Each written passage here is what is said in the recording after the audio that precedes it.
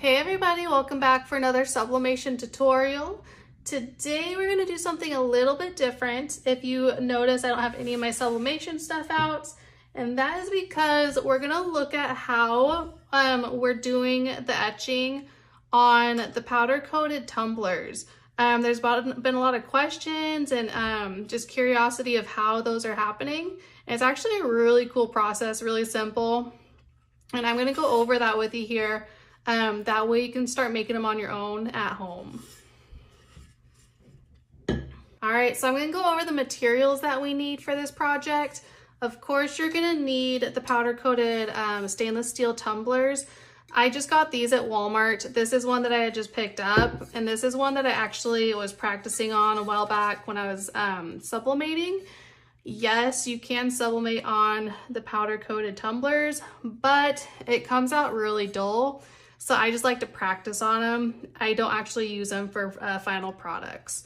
So I'm gonna show you two different ways, which is why I have two different tumblers. There's one that does it within 5 minutes, and there's another way which takes a little bit longer process. At the very end, I'll let you guys decide which method that you prefer over the other. I do have a preference, but I'll let you make that decision at the very end. The next thing we're gonna need is, of course, the Citristrip stripping gel. You can get this at Walmart. I don't quite remember how much. I think it was like $8 or $9 for this jug.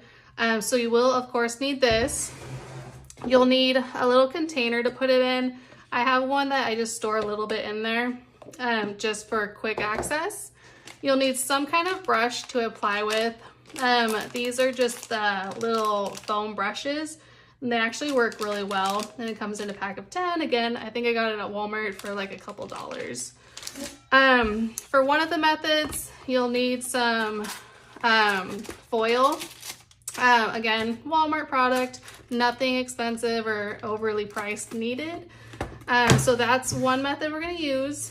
You'll need some painter's tape, transfer tape for your vinyl that we're going to use as a template. I have a permanent vinyl. You can use a temporary vinyl as well, as long as it's kind of thicker. The more flimsy it is, the less effective it's going to be. So the more thick it is, the better. But you will need some kind of vinyl and a transfer tape. You will then also need a tape measure, something to measure your tumbler with to get your correct size. And then I have my weeding tool, and then also a pair of scissors just for cutting extra material. All right, so once you have all your materials for this project, we're gonna head into Design Space, or you can also do this with the Silhouette or whatever machine that you have. As long as some form of cutting machine usually works the best. I'm gonna head into Design Space. All right, so now that we're on the Cricut Design Space, we're gonna go ahead and make our design. I'm just gonna go ahead and add a text and use that as my design for the etching. I'm just gonna type here, the sublimation life. And I'm gonna go ahead and change my font to one that I have chosen to upload. And if you're having a hard time finding your uploaded fonts, it's actually over here in the system. For some reason, they moved it from having them all together to moving your uploaded ones to the system. So they'll all be right there. And then you can search through them to find a preferred one, which is the one I'm gonna do right here. And we'll move that up here. I'm gonna kind of space out my letters because you can see how bunched up it is. And we're gonna do that right here. And I'm just gonna spread them out a little bit to kind of look like that. And my sizing for my specific tumblers, I'm gonna do a width of 7.5 by a 1.5. And that's just for the specific brand of tumblers, but you can do whatever size works best for you. And then I'm gonna add just a couple little spaces here to separate the words. And that'll be my design for these tumblers. And since I'm doing two, because I'm showing you two different ways of doing the etching processing, we'll do a duplicate file. And then I'll just line it up down here. You do want to kind of have them a little bit separated. That way when it goes to the mat, it's not going to have them crunched together. And I'll explain that why here shortly in the next few steps. So now we're going to go ahead and go to Make It. And you don't need to flip these or mirror them, because you do want to leave them the right way, because that's how you're actually going to put them onto the tumblers. So now that we're here on the mat, this is how your mat's going to look. Mine's preset to the larger one, but you can go down and choose your mat size. And I am going to go ahead and change it to a 12 by 12 because that's what I'm going to be using for this specific project. All right, so now that we have it set to the right size of mat, we can go ahead and kind of move these around. And again, this is where I had said you want to kind of be able to separate them, because when you do have them cut out and ready to wrap around your tumbler, you're going to want to have spacing to cut. So you don't want to be able to have them cut like right under each other, because you're not going to have any border lines. And again, I'll kind of show you the importance of having a border line around your design here shortly. For now, we'll go ahead, we'll just get them set to where you want them. So I think that looks pretty good right there. And then we'll go ahead and push continue. And so it's connecting now just to our Cricut machine. I have a specific error too. And now you'll go ahead and check your presets. I just used the vinyl for this one. It seems to cut pretty well and work pretty well that way. So we'll go ahead, we'll enter, push your buttons, and go ahead and get it started. You can choose to put fast print on if you want, or fast cut. I don't, because it's not a real big design. The more intricate designs, you probably will want to keep it on slow mode. That way you're making sure you're getting good, clean cuts.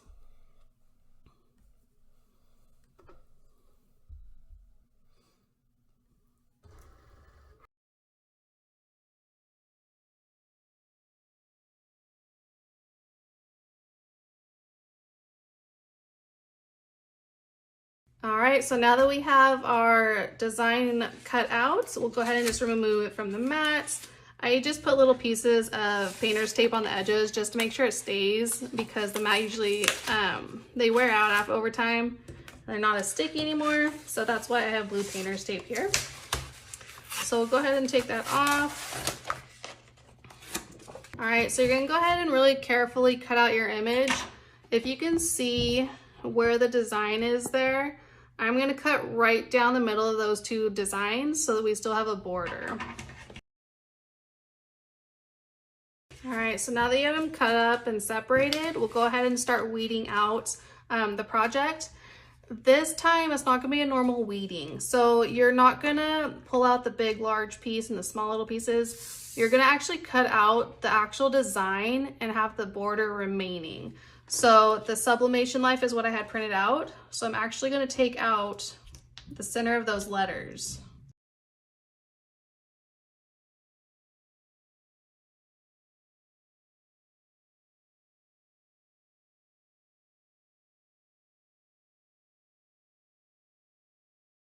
All right, so now that we have those cut out, you can see only the outer part is left, and we took out the middle design of it. So from this part, we're gonna go ahead and take our transfer tape, and we're gonna lift these up and put them onto our tumblers where we want to etch. So we'll go ahead and do that. And you can use the same transfer tape if you're really careful over and over until you can't use it anymore. Just be gentle. So I usually do it in the center where the most of those are. All right, and then you're gonna go ahead and take a scraping tool and then just kind of scrape it all down, make sure it's nice and flat. All right, and then a simple way, instead of trying to like pick it up and fight with it, I turn it over and actually peel the back side of it off. And then just slowly peel the back side off. And that way it comes off a lot easier. And just like that. So we'll go ahead and place this on our first tumbler. I'm gonna do this one here. And you'll just place it as centered as possible is where you want it. Okay, and then just smooth it out nice and flat. Make sure it's all flat and layered down. Go ahead and scrape it back out just a little bit.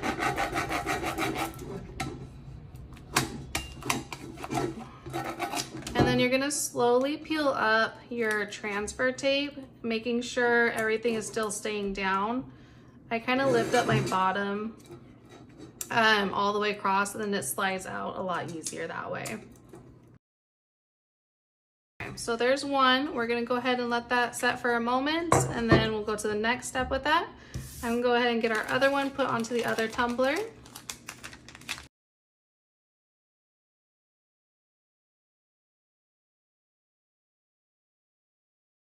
All right, so now we have those both on there. For this one's a good example. I'll show you here. You can kind of see where it's raised up. There's little ridges. You're gonna wanna make sure all of that is nice and smooth. So I like to just go through almost every single spot and just rub it really well with my finger. And that way you're gonna make sure there's no air bubbles, no lifted edges. Because if there's lifted edges, you're not gonna get a good crisp etch form of it. It's gonna come out jagged or fuzzy looking. So you really wanna make sure it's down completely and all the way with no lifted edges.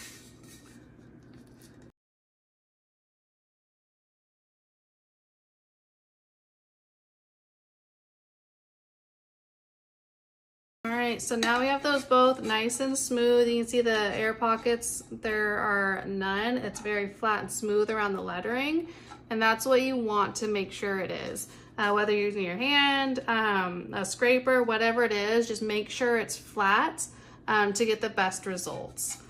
All right, so process number one, the quickest and the easiest way to go about it. It includes your Reynolds wrap, some kind of tinfoil wrap, your etching product, and some heat source. A lot of people will use a heat gun, but you can use just a standard hair dryer. It's just a Walmart Revlon hair dryer, just something to apply good heat to get the process going a lot faster than letting it sit. All right, so what we're gonna do is take our Citristrip here. As you can see, I still have some in there. Use either protective like gloves or something to protect your hands, or just be really careful. We're all adults, we're grown-ups. Just use common sense. Just try not to get it on your skin. If you do, just make sure you wash it off very thoroughly. So when you apply this, you don't want to apply huge globs, but you do want to apply a generous amount where it's going to be fairly thick, but not running down the sides. So we'll go ahead and start doing that.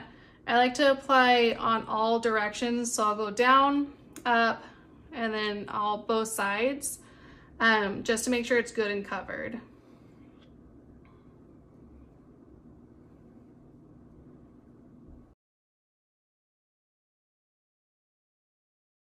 All right, so if you can notice, you can see some of the ink already coming off just from smearing it. That's how quick this stuff actually does work. It's just stripping off the ink that was already on there.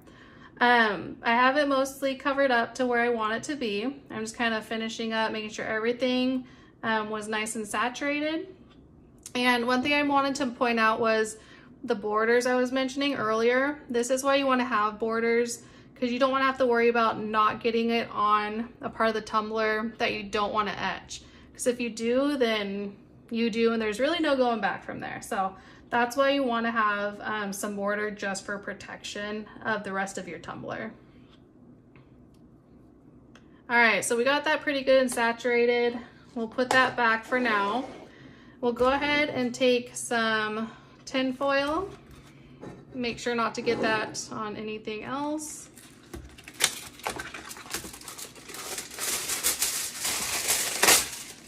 And you want to make sure it's a good enough size where it's going to cover the whole thing.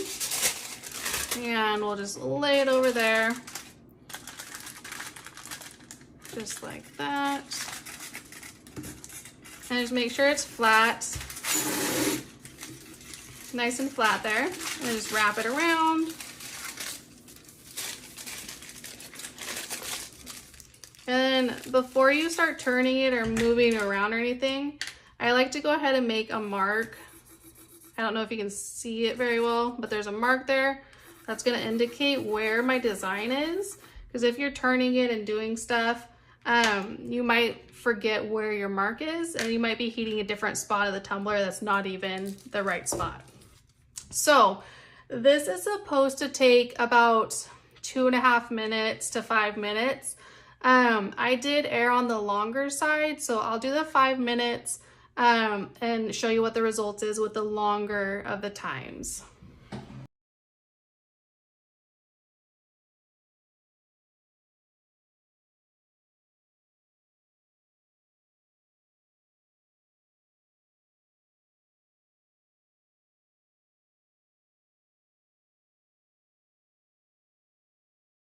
All right, so now that we have that done, it's been 5 minutes. Do be careful because this is actually kind of hot once you've done that for 5 minutes.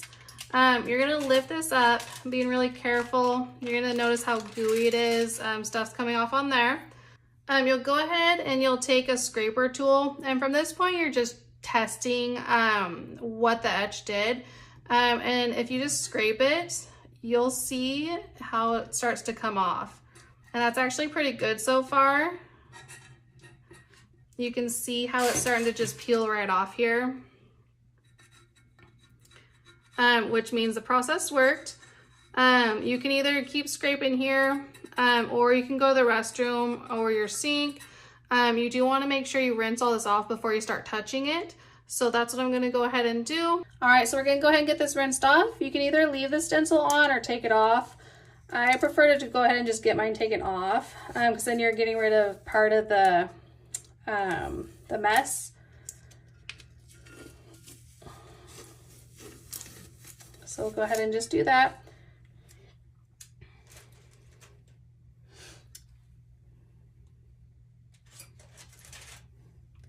All right, and then you can go ahead and either start using a scraping tool to get it off, or I like to go ahead and just use a really old sponge that you don't ever use for anything else and just start scraping it off with water.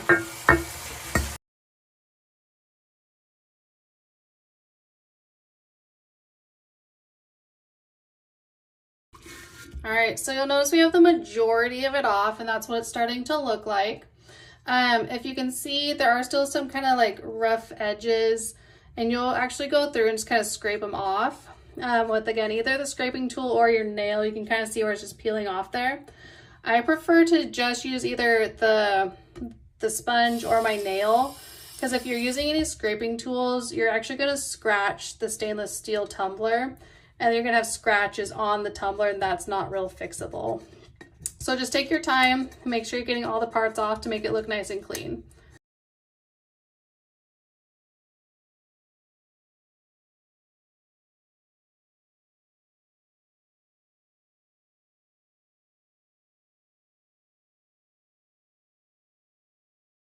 All right, so we have that all cleaned up. I mean, it turned out really good. It did take a little bit of leg work there to get it all cleaned up, some scraping, but it does work pretty well. You get some nice smooth lines there. It does look pretty good. It did take quite a bit of work to get it all cleaned off, a lot of scraping. I could probably do a little bit more scraping, but we'll save that for later. So far, I mean, it did a good job with that. So we'll go ahead and now we'll do the other tumbler with the second process. All right, so the second process, it does take a little bit longer, about 2 hours longer, but I feel that you can do more than just one tumbler at a time. You can get them all set up, get them all coated, and then let them set for 2 hours, and then you can be doing something else while they're setting. So we'll go ahead and get this one coated. I won't make you watch 2 hours of set time. I'll go ahead and let it do its thing, and then we'll come back and I'll show you the cleanup process with this one as well.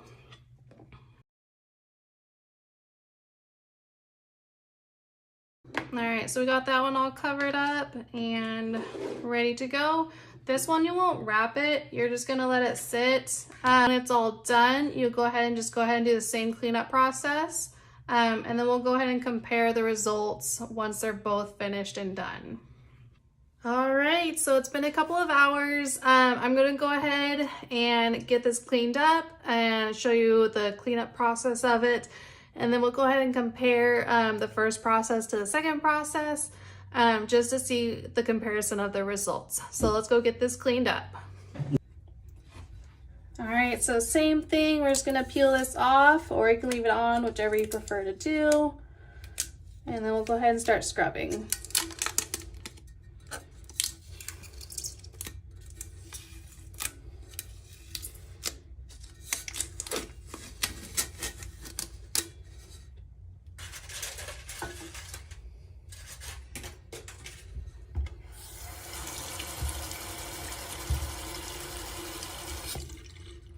All right, so this is after the 2 hours. You can see it does the same thing, scrapes off really well so far. And then we'll go ahead and do the sponge test and see if it scrubs off easier with the sponge.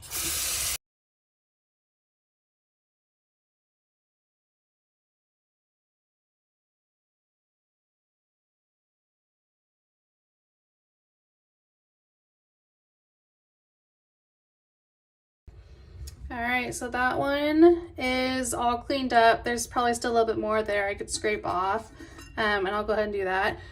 But that's just scraping with a sponge. I haven't even had to use my nail or sit here and scrape around the edges, maybe just a little bit in some spots, but not like we had to with the first process where we used the heat and only 5 minutes.